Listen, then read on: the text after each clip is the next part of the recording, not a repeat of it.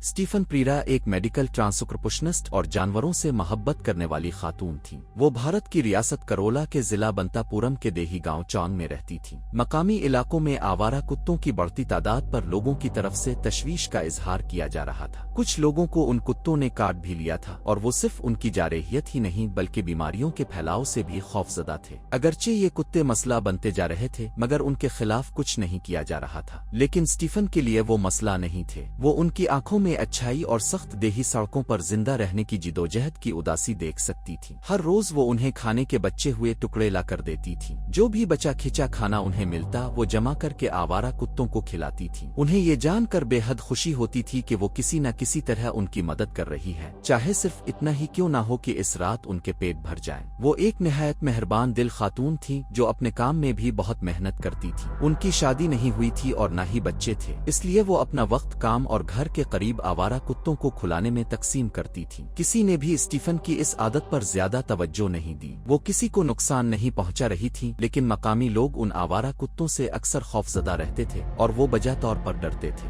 हकीकत ये थी कि कुछ कुत्ते बीमारियों के हामिल थे और कुछ एक इंतहाई मोहलिक बीमारी के रेबीज। ख्याल किया जाता है कि भारत में तकरीबन 6 करोड़ 20 लाख आवारा कुत्ते हैं। दुनिया में इंसानों में रेबीज की सबसे ज्यादा शरह यही मुख रखता है, जिसकी बड़ी वजह यही आवारा कुत्ते हैं जो बीमारी इंसानों में मुंतकिल करते हैं। अंदाजा है कि भारत में हर साल तकरीबन 20,000 लोग रेबीज से मर जाते हैं, जो आलमी तादाद का 1/3 से भी ज्यादा है। एक दिन जब स्टीफन इस जगह जा रही थी जहां वो कुत्तों को खिलाती थी, एक कुत्ता उनकी तरफ बढ़ा। इसका रवैया मुख्तलिफ था। वो घबराया हुआ लग रहा था। इसके मुंह से हल्की झाग निकल रही थी। वहाँ बहुत से कुत्ते थे जिनके मुख्तलिफ मिजाज स्टीफन पहचान चुकी थी। कुछ डरे हुए होते और खाने से पहले हिचकिचाते, जबकि कुछ दलेर और गालिब मिजाज होते जो खाना सामने आते ही दूसरों को धक्का दे देते। इस बार जब स्टीफन जमीन पर खाने का प्याला रखने के लिए झुकी तो वो अजीब कुत्ता अचानक झपटा। इसका पंजा स्टीफन के हाथ पर पड़ा और उसके नाखून से खराश आ गई। उन्होंने फौरन हाथ पीछे खींच कर देखा। खराश जिल्द को चीर चुकी थी और खून निकल रहा था, मगर जख्म छोटा था। स्टीफन ने इसे अहमियत ना दी, घर जाकर जख्म धो लिया। मगर एक मोहलिक बीमारी उनके जिस्म में दाखिल हो चुकी थी, खून में दौड़ती हुई पूरे जिस्म में फैल रही थी। बचने के लिए उन्हें फौरी तिब्बी इमदाद की जरूरत थी। शुरू में उन्हें कुछ महसूस न हुआ।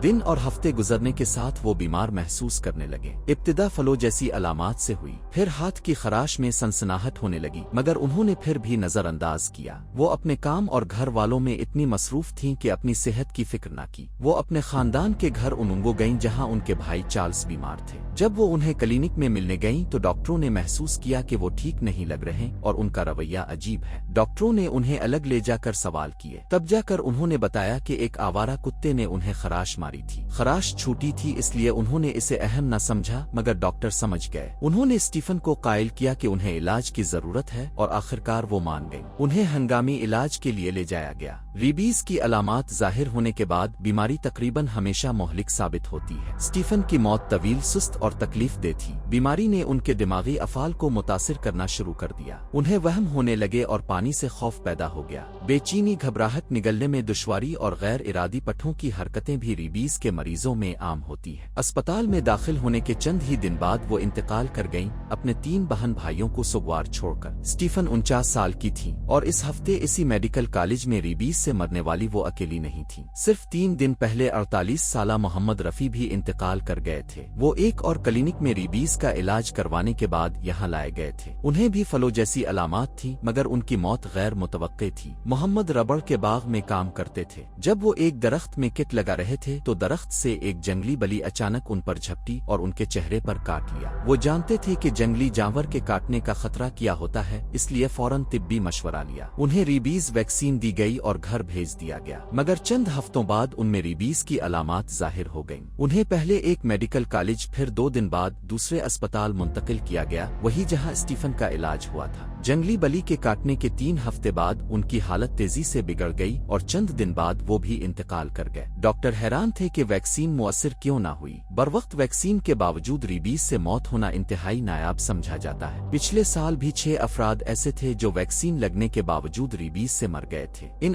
इंतखाबात के बाद हुकूमत ने माहिरीन की कमेटी बनाई ताकि वैक्सीन की मुअस्सरियत का जायजा लिया जाए। वैक्सीन को मुअस्सर करार दिया गया, मगर तकरीबन तमाम केसेस में जख्म सर के करीब थे, जिससे वायरस तेजी से दिमाग तक पहुंच गया। लगता था कि अगर काटना गहरा हो और सर के करीब हो तो वैक्सीन बेअसर हो सकती है, लेकिन भारत में आवारा कुत्तों के हवाले से सिर्फ रीबीज ही तशवीश का बाइस नहीं, पुरतशद्दुद हमले भी बढ़ रहे हैं। हर साल तकरीबन 70 लाख भारतीय आवारा कुत्तों के काटने का शिकार होते हैं और उनमें से कुछ हमले जानलेवा साबित होते हैं। एक वाकये में 2 आवारा कुत्ते अस्पताल के अहाते में दाखिल हुए और एक माँ के बच्चे को इस वक्त मार डाला जब उसकी माँ सो रही थी। इस वाकये ने लोगों को हिलाकर रख दिया। चंद दिन बाद उत्तर प्रदेश में एक 7 साला लड़का घर के बाहर खेलते हुए कुत्तों के हमले में मारा गया। हाल ही में 4 साला बच्चे पर हमले की सीसीटीवी वीडियो सोशल मीडिया पर फैली, जिसमें कुत्तों के झुंड ने इसे इसके वालिद से चंद गज दूर मार डाला। इस वाकये ने भारत में आवारा कुत्तों के मसले पर बहस छेड़ दी। रात के वक्त ये ज्यादा जारे हो जाते हैं। दिन की गर्मी कम होने पर ये बड़े झंडों में सड़कों पर घूमते हैं और अपने इलाके में दाखिल होने वालों को भगाते हैं। अगरचे कुत्तों की बड़ी तादाद को खत्म करने की तजावीज दी गई है, मगर चूंकि तकरीबन 80 भारतीय हिंदू हैं और तमाम जानदारों का एहतराम करते हैं, इसलिए ऐसा कभी अमली शक्ल न ले सका। भारत का एनिमल वेलफेयर बोर्ड तजवीज देता है कि आवारा कुत्तों की नस्ल कशी रोकने के लिए उनकी नस्बंदी की जाए और बीमारियों को रोकने के लिए वैक्सीनेशन की जाए, मगर पूरे मुल्क के शहरी और देही इलाकों में ये मंसूबा नाफिज करना अखराजात और अमली मुश्किलात की वजह से बहुत मुश्किल है। यूं लगता है कि भारत एक हकीकी मसले से दो चार है और ऐसा महसूस होता है कि स्टीफन पीरा जैसे मजीद लोग भी इसी खौफनाक आखिरी अंजाम से दो चार हो सकते हैं।